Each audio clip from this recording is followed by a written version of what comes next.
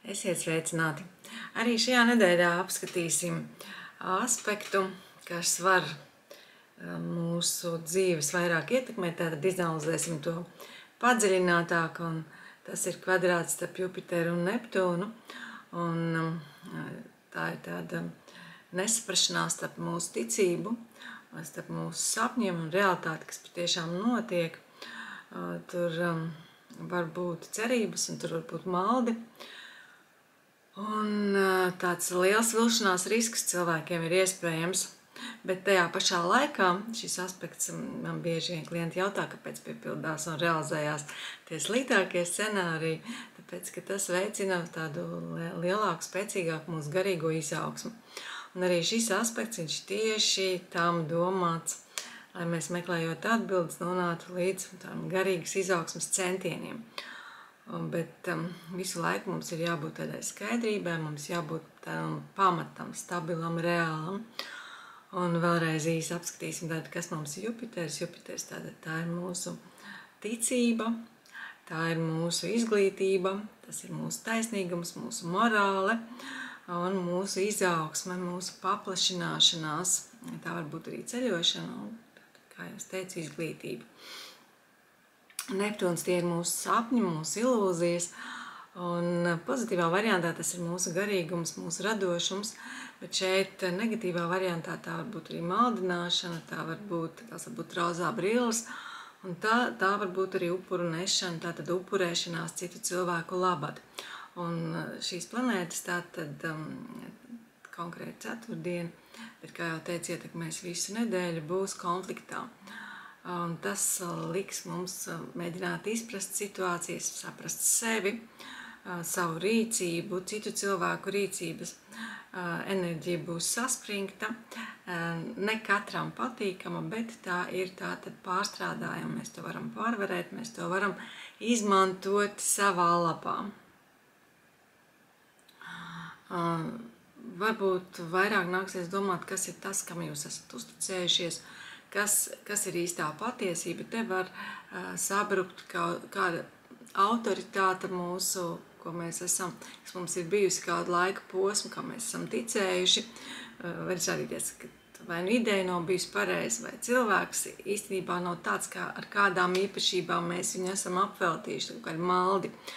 Un tas var būt mūsu karjerā, mūsu profesionālajā dzīvē. Mēs domājam, ka tas cilvēks vai profesija vai darba vieta mums ir ļoti īpaša, mūsu izglītojoša, audzinoša, bet beigu galā mēs viļamies gan tajā darbā, gan cilvēkos, gan autoritātēs. Tā var notikt šajā nedēļā ar kādu no mums.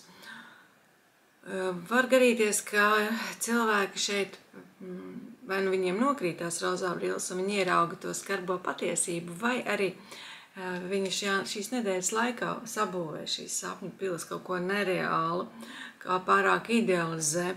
Tāpēc saglabājiet tādu vēsu prātu un esiet piesardzīgi, jo šeit mēs varam nokļūt arī krāpnieku nagos. Tad, kad var pastiprināties telefona zvani, kur kāds jūs mēģina apkrāpt, var arī satikt kādu cilvēku, kuram nav tīri nodomi, tāpēc esiet arī šeit piesardzīgi.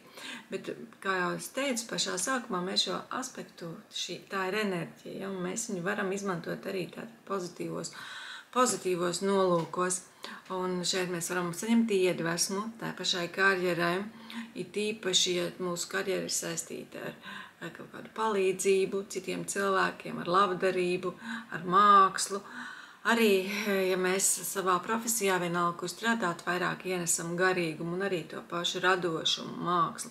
Vai arī mums var šajā laika periodā būt spēcīga vīzija, kā attīstīties. Bet tikai, kā jau es teicu, tur ļoti jāskatās, lai tā nav maldīga vīzija. Šeit kādu var pārņemt tāda ideja strādāt mērķa labad, jeb augstāku mērķu vai motīvu vadītiem. Jo, kā jau teicu, Jupiters ir ļoti par izcilību, par augstākiem mērķiem, par paplašināšanos. Bet šeit ir lieliska iespēja apvienot intuīciju ar tādiem pārbaudītiem faktiem. Noteikti, jebkurā situācijā šajā nedēļā lūdzu izmantojiet šo pozitīvo iespējamību, kas ir šim aspektam, apvienojiet intuīciju ar pārbaudītiem faktiem un noteikti meklējiet tādus cilvēkus, kuri jums palīdz nevis iet pa kaut kādu sapņu, utopiju, maldu ceļu, bet kuri palīdz jums izmantot intuīciju un tiešām izveidot tādu pozitīvu vīziju jūsu nākotnē. Protams, ka šis aspekts ietekmēs arī mūsu attiecības. Un te atkal tas īpaši spilgti nostrādās vai izpaudīsies vai to sajutīs cilvēki, kuri sevi upurē partneru labad, kuri dzīvo šajos sapņos un ilūzijās, ka mana mīlestība spēs viņu mainīt. Tiem nāksies vilties, bet kāds tieši šajā nedēļā var sākt šādas attiecības, tāpēc esiet piesardzīgi. Aktivizēsies, kaut kādi procesi var notikt tajās attiecībās, kur valda tātad upura un varmāks vai upura un glābēja, vairāk pat upura un glābēja sižeti, ja, tur, kur viens ir upurs un otrs viņu glābi. Tādi sāsināsies un būs tādas attiecības, būs tādi pamanāmas arī cilvēkiem vairāk šajā nedēļā. Tie, kas ir gatavi upurēties un paši uzupurēties, tiem var gadīties, ka tik daudz viņi būs no sevis atdevuši to enerģiju, ka viņi var iztukšoties, var notikt tāds izdegšanas sindroms šajā nedēļā var piedzīvot. Un tad mēs atceramies to, ka mēs vispirms piepildām paši sevi ar enerģiju, un tad mēs starojam un palīdzam. Un, protams, ka tā pozitīvā variantā tā ir šī spēja ziedoties, mīlēt bez nosacījumiem, bet tad mēs esam tā kā saule, jo viņai patiešām viņa var sildīt un sildīt un sildīt un sildīt un aplaimot un izgaismot, un viņai no tā mazā pašai nepaliek. Lūk, šeit ir par to garīgumu, jums jābūt ir tik spēcīgiem ar savu iekšējo šo garīgu uguni gaismu, ka jūs varat mīlēt citus cilvēkus, jums no tā nepaliek mazāk enerģijas. Šeit mēs varam mācīties arī tādu dziļu empātiju, saplūsmi un atrast patiešām to garīgo saikni, bet caur tādu pārvarēšanu, caur transformāciju, caur piedzīvojot arī kaut kādu negatīvu scenāriju, mēs ieraugam, saprotam un izaugam. Tam arī ir domāts šis aspekts, tāpēc visu laiku pārbaudiet realitātei, kā ir pa īstam. Vai mīlestība balstās uz tādām patiesām vērtībām, vai tas nav tā, ka jūs tikai dodat un dodat un dodat, un īstenībā tas nav ne tā vērts, tās ir tikai ilūzijas jūsu, ka jums ir attiecības. Jā. Tāpēc pārbaudiet vēlreiz savas attiecības šajā laika periodā, paskatieties, kas tajās notiek, ko jūs varat uzlabot. Un, protams, tas ietekmēs arī mūsu veselības stāvokli. Un šeit es jums ieteiktu būt šonadēļ īpaši uzmanīgiem ejot pie ārsta, jo var gadīties, ka notiek kaut kādas kļūmes, kaut kas tiek sajaukts, jo tas tāds maldinošs šis aspekts. Ja? Tātad, ja jums uzstāda kādu diagnozi, pārbaudiet to pie vēl kāda ārsta. Esiet tādi ar sapratni pieņemat situāciju, ka var sajukt kaut kādas analīzes, tās var kavēties vai tikt aizsūtītas uz kādu citu e-pastu. Var sakot, ka kāda maldināšana šajā nedēļā ir visnotaļ dabiska, saprotama, un arī diagnoze var vilcināties ārsti ar tās noteikšanu. Arī tā var gadīties šajā nedēļā, jo to nemaz nebūs tik viegli noteikt. Kaut kāds apjukums visā šajā situācijā var būt. Šeit tie cilvēki, kuriem jau ir kaut kādas atkarības, esiet ļoti piesardzīgi, jo šis aspekts var mudināt, ieiet kaut kādā atkal krīzes situācijā, kas saistīta ar atkarībām.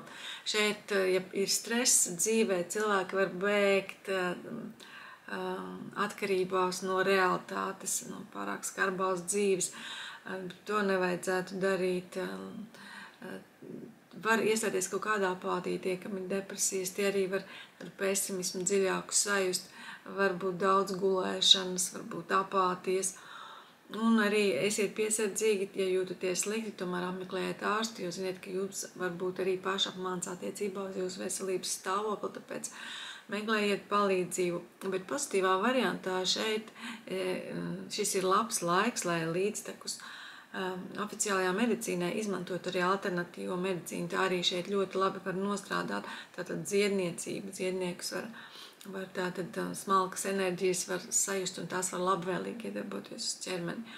Un tie, kas jau prot strādāt ar šīm enerģijām, kurš prot tās pārstrādāt, šeit var būt ļoti dziļa intuīcija, labi varat sajust savu ķermeņa vajadzības, var arī labi mācīties dažādas atslābināšanās tehnikas. Tāpēc es jums noteikti ieteiktu šos garīgos visus paņēmienus, kas šajā laikā varbūt pietiekoši aktīvi, apvienot ar tādu reālu medicīnisko pārbaudu, jo atceramies, ka tā realitāte mums ir ļoti vajadzīga, tas stabilais pamats šajā periodā, kad valda šis ļoti tāds mānīgais, tāds miglainais aspekts mums ir absolūti nepieciešama.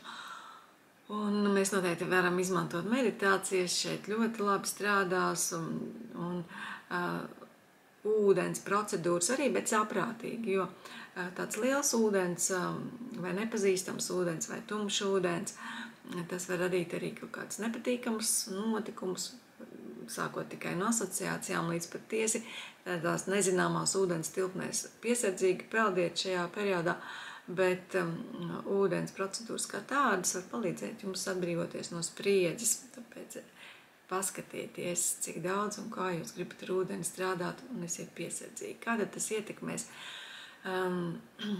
cilvēkus, sāksim ar bērniem. Bērniem, labi, ka nav jāiet skolā, šeit ir grūti koncentrēties. Viņiem daudziem šeit būs spilgta iztēle. Var bērni sapņot dažādus sapņus, esiet gatavi, naktīs varbūt tātad miegs traucēts, ir kaut kāda sapņi pārāk spilgti. Labi ir lasīt bērniem pasakas šajā laikā un savienot tās ar reālo dzīvi, stāstot caur pasakām mācot bērnus par realitāti, par pasauli, par dzīvi. Varat arī zīmēt daudz ar viņiem un tātad māciet viņiem atšķirt arī sapņus no tāda reāliem faktiem, kas ir fantāzija, kas ir reizēm labā, bet kas ir arī realitāte. Sievietēm šeit ļoti viegli ir ieiet glābējas lomā, kļūt par glābējām, it īpaši tā attiecībās ar vīrieti, tāpēc šeit arī esiet piesardzīgas, ja veidojat jaunas attiecības, skatāties, kas ir tas jūsu partneris, ar ko jūs gribat veidot attiecības. Ir risks idealizēt cilvēkus, it sevišķi partneri, to, ko mēs mīlam, mēs varam nepamanīt kaut kādas negatīvās īpašības. Bet tajā pašā laikā šeit jūs varat attīstīt sievietes ļoti dziļu intuīciju. Un, protams, šeit mēs varam būt arī ļoti emocionāls, bet intuīciju mēs lieliski varam izmantot, un tomēr es vēlreiz atgādināšu fakti. Lieciet uz to uzsvaru šajā nedēļā, tad jūs līdzsvarā noturēsieties ļoti labi. Vīriešiem šeit, kuri sajūtīs šo aspektu un tas viņu dzīvē sāks realizēties, viņiem var būt vēlme gan iedvesmot citus, gan glābt pasauli. Tātad, to es varētu likt pēdiņās, ja tad kaut ko svarīgu, tātad realizēt kaut kādu idejas vārdā, fiziski, reāli kaut ko darīt. Un tas arī būtu ideālais variants, ka jums ir ideja, un jūs patiešām ar reālu rīcību to arī realizēt, ne tikai runājat par kaut kādu tēmu. Protams, arī dzīvnieku šo aspektu sajūtīs, bet vairāk viņi sajūtīs kā īpašnieku garstāvokli, jo saimnieki būs emocionāli stabilāki, mierīgāki un līdzsvarotāki, jo stabilāki būs jūsu dzīvnieki, jo jūs paši būsiet apjukušāki un emocionālāki šajā laika periodā, jo tādi nemierīgāki un nestabilāki būs arī jūsu dzīvnieki. Un šajā laikā jūs iesiet dabā, tad arī saglabājiet tādu realitātes sajūtu, ja jūs nekad neesat staigājuši basām kājām, nesāciet uzreiz staigāt, piemēram, par strautu, kurš izplūst no zemes, jo jūs varat saaugstēties. Ja? Tad arī šeit ir jāsaglabā. Šeit ir arī jāsaglabā realitātes sajūta komunikācijā ar dabu, tāpat gulēšana kaut kādās zālēs, var sērti salsīt, tad saglabājiet līdzsvaru. Protams, jauki dzīvot saskaņā ar dabu, ko šis aspekts arī tā kā mudina, bet šeit var būt arī kaut kāda nepatīkams rezultāts šai būšanai dabā, tāpēc arī visu laiku apdomājiet reāli jebkuru situāciju, kad jūs ejat mežā, pļavā, laukā, ūdenī, kā jau es teicu, piesardzīgi. Un šeit var būt arī kaut kādi vai nu lokāli vai lielāka mēroga kataklizmas saistītas ar dabu, kaut kāds, piemēram, ūdens piesārņojums, ļoti, ļoti iespējams, vai kaut kāds ar gaisu, kaut kādas problēmas šeit var būt saistītas, kaut kādi ķīmiskas vielas var izplūst. Tātad gaisā kaut kas tāds var notikt. Un sabiedrībā kopumā nevajadzētu sekot kaut kādiem viedokļiem, par kuriem jūs arī neesat pārliecināti. Izpētiet paši faktus un tad veidojiet tās savas autoritātes, jo arī šeit jūs varat kaut kādos cilvēkos kļūdīties un pieņemt kaut kādus sapņus, maldus, ilūzijas par realitāti. Un tas atkal var nebūt labi, jo šeit var būt arī tādi maldinoši līderi, kaut kādi arī manipulējoši līderi šajā nedēļā. To arī tātad ņemiet vērā un paši priekš sevis pārbaudiet faktus, radiet sev to iekšējo patiesību. Kā mums vajadzētu pārstrādāt šo aspektu, visus negatīvos aspektus, protams, ka mēs gribam pārstrādāt un pārvērst par pozitīviem un tos izmantot.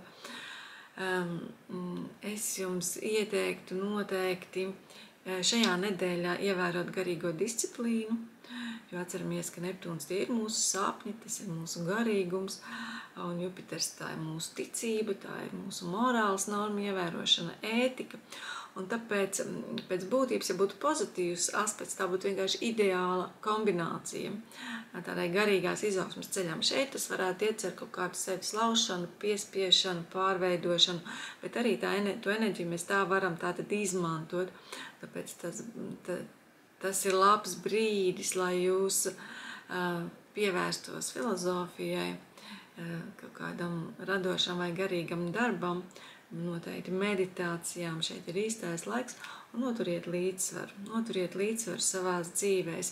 Un vēlreiz jūs aicinu pārbaudīt visus kaut kādus lielus plānus vai solījumus, vai ja jūs ārstēties kaut kādas alternatīvās terapijas, tomēr pārbaudiet, jā, lai tur sola kaut kāds brīnums, bet tā var nebūt arī realitāte šajā nedēļā. Arī ar naudu esiet piesardzīgi, ja jūs aicina kaut kur ieguldīt, arī jums sola kaut kādas neparastas veiksmes, arī pārbaudiet. Un noteikti šajā nedēļā ir īstais brīdis izrādīt laipnību, līdzjūtību un žēlsirdību. Un pavērojiet, lai tā nav tāda pilnīga sevis upurēšana, bet sajūtiet sevī šo enerģiju un izdariet tādu apzināti. Apzināti esiet laipni, apzināti esiet līdzjūtīgi un žēlsirdīgi. To pamācaties šajā nedēļā. Un, kā jau teicu, izmantojiet ūdeni, lai tīrītu savu emocionālo fonu, bet vēlreiz atgādināšu, esiet piesardzīgi ar peldēšanos, kaut kādas nezināmās vietās, vai ja nekad to neesat darījuši, nesākiet uzreiz aplieties ar augstu ūdeni. Tas arī var nebūt tas labākais, jā. Bet vienkārši nomazgāt seju vai rokas līdz alkoņiem, ja nekad neesat praktizējuši ūdens kaut kādu dziedināšanos, tas varētu būt īstais, ar ko jūs varētu sākt šajā nedēļā. Tātad kas tad ir tas, no kā mums ir jāuzmanās, no jebkādas maldināšanas, arī no tādas iekšējas vilšanās sajūtas par kaut kādu notikumu, tā var gadīties. Ļoti vērojiet savu domāšanu, lai tā nav tāda upura domāšana šajā nedēļā, un pacentieties neaiziet, neattālināties no pasaules, aiziet no realitātes. Daudziem arī tas var gribēties, kā jau teicu, noturieties, nelietojot kaut kādas atkarību izraisošas vielas, tad arī jūs nedzīvosiet ilūzijās, bet izmantojiet patiešām tādam pārbaudītam, augstam, tīram garīgumam. Tur ir liels garīguma potenciāls šajā aspektā, kā jau jums stāstīju. Šeit, ja noķerat tādu māksliniecisku iedvesmu, noteikti realizējiet to.